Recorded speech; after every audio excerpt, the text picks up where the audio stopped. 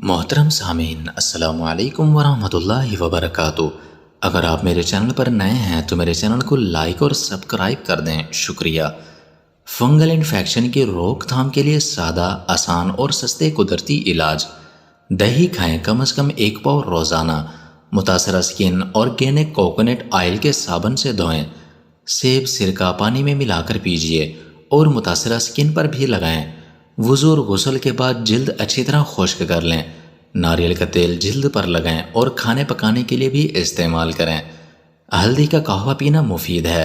Aloe vera کا jail متاثرہ سکن پر دن میں 5 بار لگائیں۔ لہسن کی چٹنی ہر کھانے کے ساتھ کھائیں۔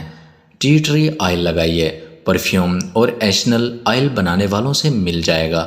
نیم کے پتوں کا قہوہ پئیں اور نیم کے پتوں کے پانی سے نہائیں بھی۔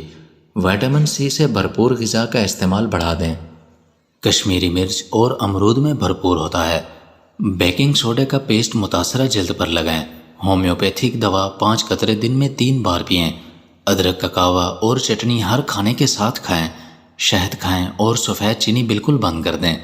چکوترے کا رس پینا مفید ہے۔ ملٹھی پاؤڈر کھانا بے حد مفید ہے، 1 ٹی اسپون برابر روزانہ۔ لیمن گراس کی چائے پینے سے بھی بہت زیادہ فائدہ ہوگا۔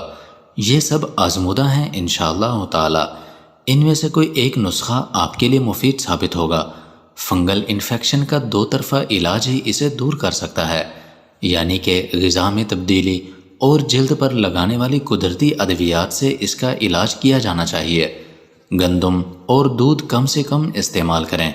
اس کی جگہ جو، مکئی، باجرہ، مونگ، ماش، مسور، بیسن کے مکس آٹے کی روٹی کھائیں اور قہوہ، سبز چائے، پھلوں کا جوس زیادہ سے زیادہ پئیں۔ شکریہ۔